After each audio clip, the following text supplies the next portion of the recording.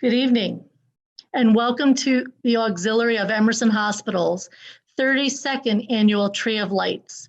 I'm Deb Van Walsum, Auxiliary President and Chair of Tree of Lights. We appreciate that you're with us this evening as we pay tribute to those who have touched our lives. Tonight's virtual event will be in webinar format, which means you can see us, but we can't see you. Some sections are live and some are pre-recorded. This has been a true team effort and we're grateful for your patience. This year has been a challenge in so many ways, but it has reminded us about the value of living in a world where we care for one another and the importance of being connected to the people around us. Tree of Lights creates a healing environment, space to reflect, and an opportunity to extend our gratitude for the work our healthcare and essential workers unselfishly provide. Our program this evening will include remarks from Emerson Hospital's President and CEO, Chris Schuster, a reading and candle lighting ritual by Chaplain Anne Marie House of Emerson Hospital's Spiritual Care Services, and a special blessing of the tree led by Newbury Court's Director of Spiritual Life, Reverend Sarah Hathaway. We will also be treated to a beautiful vocal performance by Jen Manicam, Director of Annual Appeal. I would like to take a moment to thank our Tree of Lights Committee, our treetop sponsors, Newbury Court Deaconess Abundant Life Services, Bright Light sponsors, D Funeral Home and McWalter Volunteer Insurance Agency, and our Twinkling Light sponsors, Leslie Cheney, Donna and Ken Grinnell, Jan Keneally and family, the Henry Kirkland family, Patrick and Karen McCarthy, the Van Walsum family, and to all who have donated stars and lights. Your generosity will help the Auxiliary of Emerson Hospital enhance the patient experience across the breadth of pediatric care at Emerson Hospital. Now it is my pleasure to introduce Chris Schuster, President and CEO. Good afternoon, everyone. I'm here at Emerson Hospital in our chapel, which is a very special place. If you have the opportunity at some point when we can get back together to come and spend some time here, I've always found it a very comfortable and welcoming place to be. It's really difficult for me this year to look out and to see no one, because this is one of the most important traditions at Emerson. And it's a way for us to connect as we do in good times, but also in times when we need each other's strength and support to move forward. This is a tradition that we spend time together honoring our loved ones who have passed away during the year. And more important, we celebrate their life. This year, more than any other year, the celebration of life means so much more to all of us. Throughout the world, over 1.5 million lives have been lost to the coronavirus, with over 281,000 deaths in the US alone. Each one of those deaths is a unique individual valued, who is a loss of a family member, a mother, a father, a daughter, a neighbor. And these figures remind us that the virus has taken a huge toll on our whole entire world. My thoughts are with every family who has been bereaved or touched in some way by the impact of COVID-19.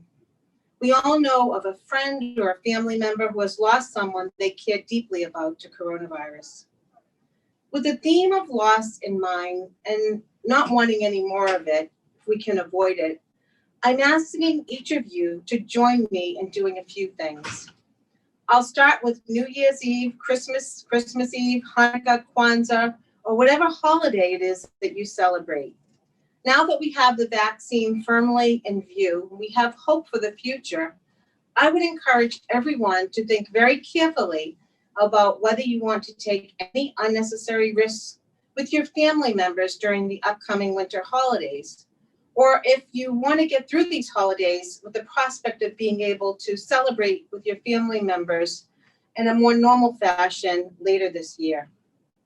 If you do not meet people from other households, it's the best thing that you can do. If you're going to meet them, make sure you're outside in a public space, not in any indoor spaces. Try not to travel or work from home if you can. Remember, the sacrifices that you make this year will allow you to enjoy your loved ones next year.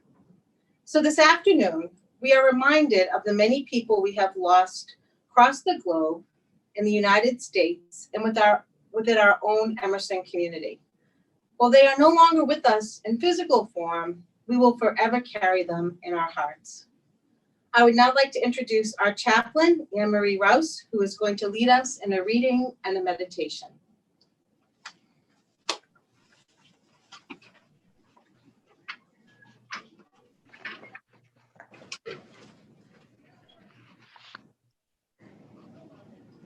My chaplain colleague, Reverend Nancy Haynes, and I, and thank you, Chris, on behalf of the Spiritual Care Department at Emerson Hospital.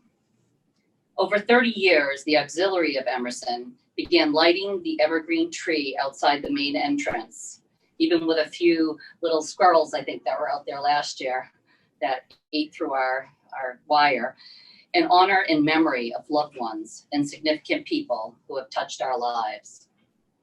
This year, as we illuminate hope to those we love, we are reminded that we are all connected on our great earth. In this circle of life, notice this round table in our chapel. The circle has no beginning and no end.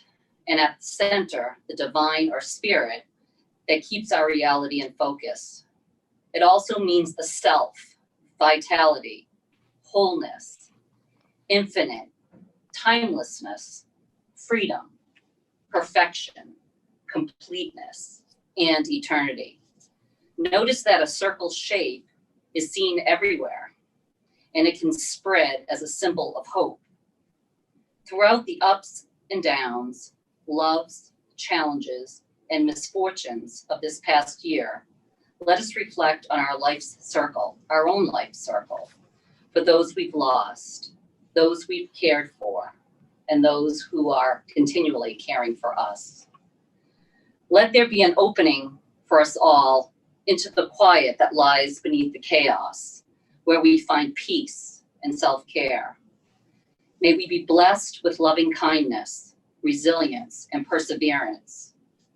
May our strength be renewed as we create and sustain healing and hope. Notice the center candle. It is lit as we honor both our community at large and all of our hospital employees. This is new this year. There are true heroes at Emerson. You all are. You have all embraced spiritual care through the ministry of your presence to our hospital patients, their families, our colleagues, and our community. We honor our nurses, our doctors, our respiratory therapists, OTs, PTs, administrative staff, hospital techs, unit coordinators, security, cafe employees, lab, x-ray, endoscopy, operating room staff, maintenance, supply, the cancer center staff, and all of our hospital and satellite office employees who have been selfless and true to your calling in continuing with our mission of helping others. Your gifts have been and are a blessing to us all. Your talent, compassion, and time remind us that your lives have been extended but beyond your souls, and they have reached our entire human and hospital community with both peace and love. Across religious and spiritual traditions, a common denominator is light, as we see, and we're going to see more of. Light breaks through the darkness. Light provides optimism, and light connects us to our ultimate reality. Let's pause for our blessing. Loving God, Spirit, I pray that you will continue to comfort us in our current new way of life. Bless those grieving and suffering from the loss of their loved ones this past year. Please continue to give resilience into the loving hands of our healers and show us the confidence and the power of your grace and Spirit as we put our trust in you. Many blessings to you now and always. Amen.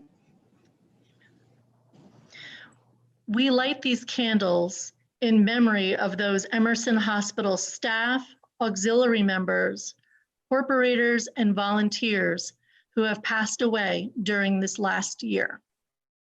Staff: Lisa Delaria, Robin Howd.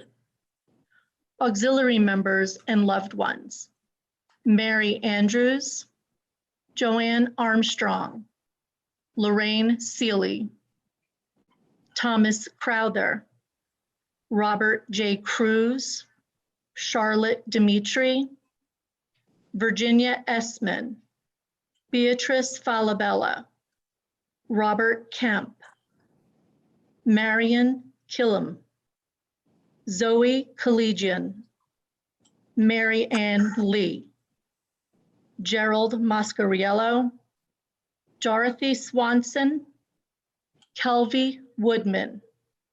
Hospital volunteers: Jean Bachman, Delara O'Connell, Dorothy Swanson. Hospital corporators: Jay Agarwal.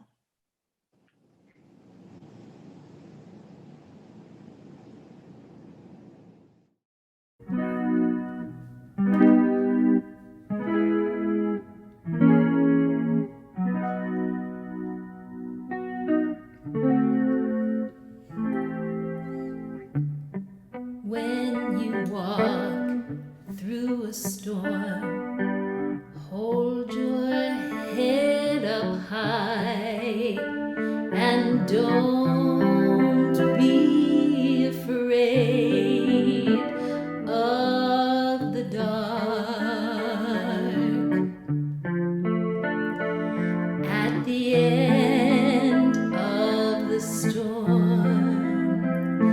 is a golden sky and the sweet silver song of a lark.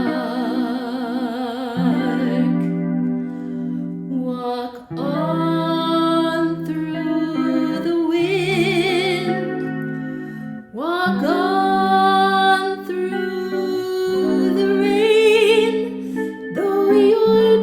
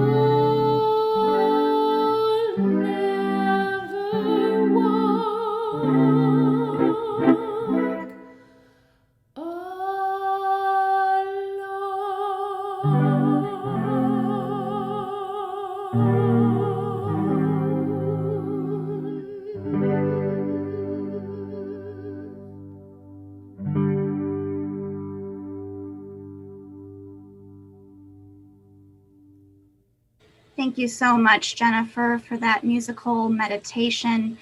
And thank you to the planners of this event, the Tree of Lights, and to Emerson Hospital for inviting me to be part of this remarkable and important event.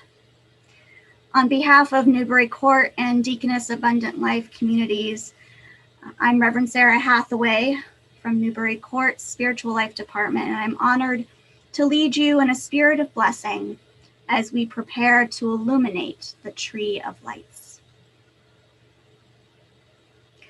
O creative spark that illuminates the minds of all beings, that twinkles the stars in the sky above us, that stokes the embers of compassion and care within us, even in the face of darkness, we ask a blessing for this gathering. We ask a blessing for this moment when we remember all of those we've accompanied through the end of their lives this year. People whose memories will continue to ignite forces for grace and good in this community and in this world. We ask a blessing for their loved ones and for the community which surrounds them.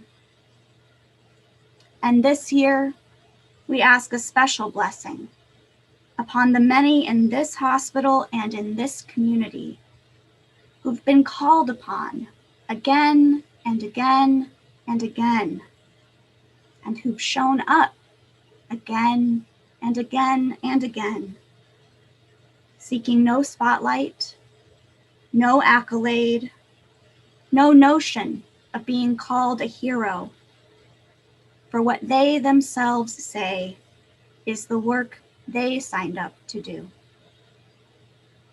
As we illuminate this tree of lights, we ask a blessing upon these people who are beacons of light in this community, who bear hope in difficult times, and who demonstrate with their words and their actions every day the inherent good, a glimmer of the divine, which dwells in each of us.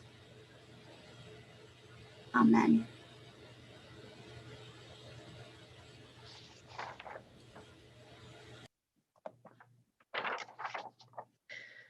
Thank you so much, everybody, for being with us tonight. We hope you enjoyed the program. The Auxiliary of Emerson Hospital is continuing to accept donations of stars and lights throughout the holiday season, and we hope that you're safe and well. And now join me as we light the evergreen tree, which stands near the entrance of Emerson Hospital.